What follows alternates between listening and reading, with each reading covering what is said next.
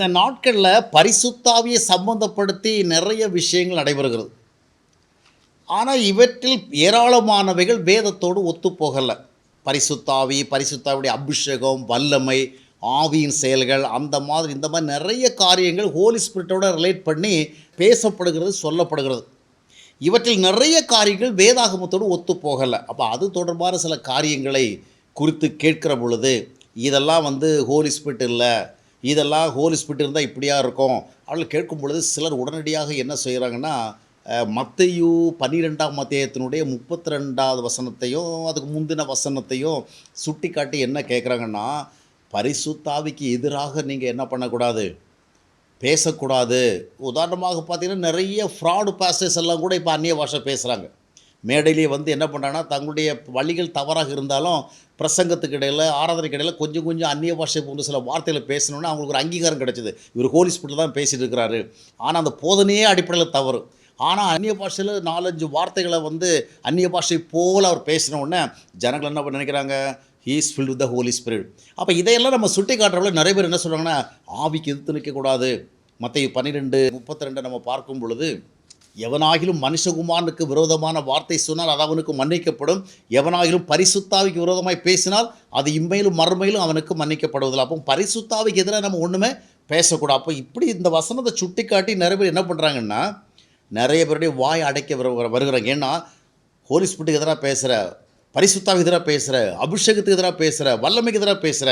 உண்மைதான், பரிசுத்தாவிக்கு எதிராக பேசினா இம்மையிலும் மறுமையிலும் மன்னிக்கப்படாதுங்கிற ஒரு பெரிய எச்சரிப்பு இருக்குது. அதனால் ஒரு மனிதன், ஒரு ஊழியக்காரன் பரிசுத்தாவினால் நடத்தப்பட்டு பேசினாலும் செய்தாலும் சரி, அவைகளுக்கு எதிராக போவது ஒரு மிகப்பெரிய பாவம்.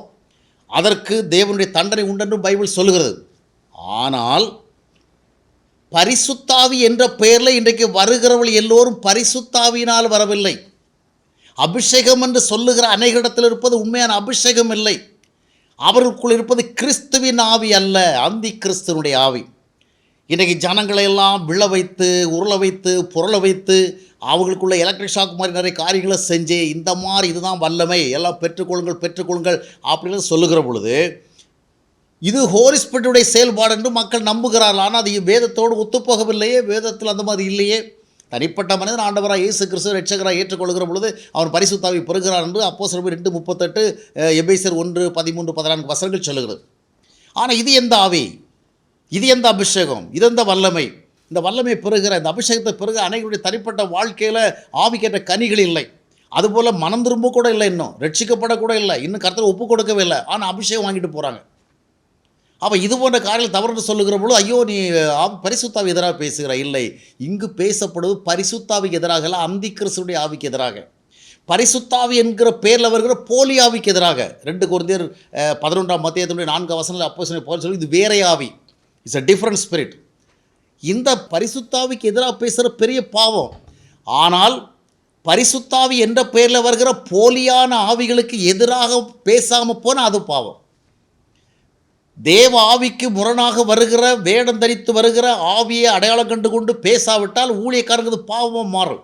இந்த காலகட்டங்களிலே பல ஊழியக்காரர்கள் பரிசுத்தாவி என்ற பெயரில், பரிசுத்தாவி அல்ல, அந்தி கிறிஸ்துடைய ஆவி, பொல்லாத ஆவி, ஏமாற்றுகிற ஆவி, வஞ்சிக்கிற ஆவி. அந்த ஆவியோடு வருகிற பொழுது அதை சுட்டி காட்டாவிட்டால் அது பாவமாக மாறும்.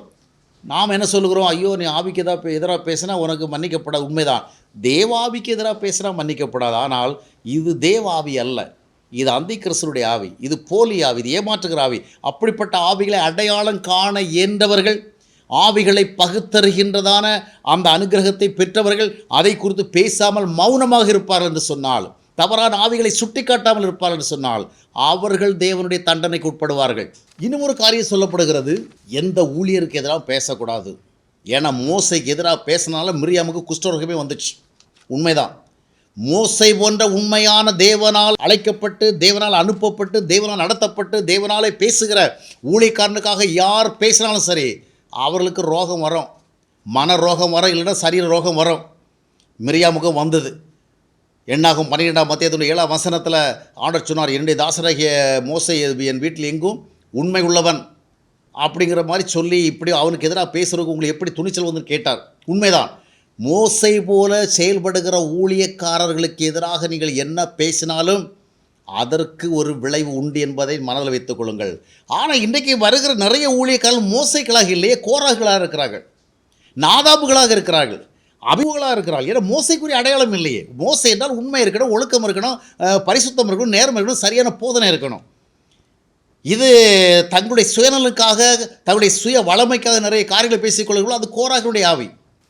மோசைகள் அப்படி இருக்க மாட்டார்கள். அப்போது மோசை அல்லாதவர்கள் தங்களை மோசை போல காண்பித்தவர்களும் அதை எதிர்த்து பேசவில்லை என்றால் அதுதான் பாவம். அதனால தான் அக்கால பரிசைகளையும் சதுசைகளையும் ஆண்டவர் வந்து வெள்ளையடிக்கப்பட்ட கல்லறைகளே, மறைந்திருக்கிற பிரேத குழிகளே, மாயக்காரர்களேன்னு சொன்னார். ஏன்?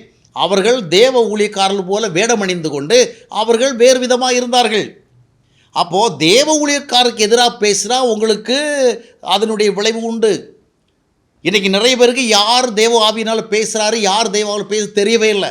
போலி ஆவினால் பேசுகிறவனை தேவ ஊழியர் என்றும், அந்த போலி ஆவினால் பேசுகிறவரை சுட்டி காட்டுகிறவரை எப்படி எடுத்துக்கொள்கிறார்கள்? அவர் வந்து போலியாக இருக்கிறார். உண்மையற்றதை சுட்டி காட்டுகிறவரை போலி ஆவி என்று சொல்கிறார்கள். மோசைக்கு எதிராக பேசுவது உங்களுக்கு தவறான விளைவுகளை கொண்டு வரும். ஆனால் மோசைகள் போல வேடமணிந்து வருகிறவர்களை குறித்து பேசாவிட்டாலும் உங்களுக்கு அதனால் தேவனுடைய கோபம் வரும்.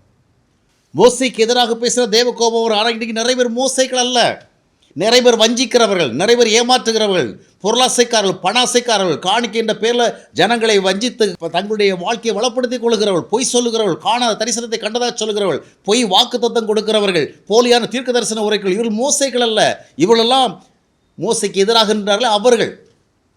அப்படிப்பட்டவர்களை நீங்கள் அடையாளம் காட்டாவிட்டாலும் உங்களுக்கு தேவ கோபம் வரும். இன்றைக்கி நிறைய ஊழியக்காரங்க, நாங்கள் யாரை குறித்து ஒன்றும் சொல்ல மாட்டோம், நாங்களாம் புனிதமானவங்க, நாங்கள் ரொம்ப செயின்ஸு, எங்கள் வாயினால் எந்த குறையும் சொல்ல மாட்டோம் அப்படின்னா நீங்கள் தேவ கோபத்துக்கு உட்படுவீங்க.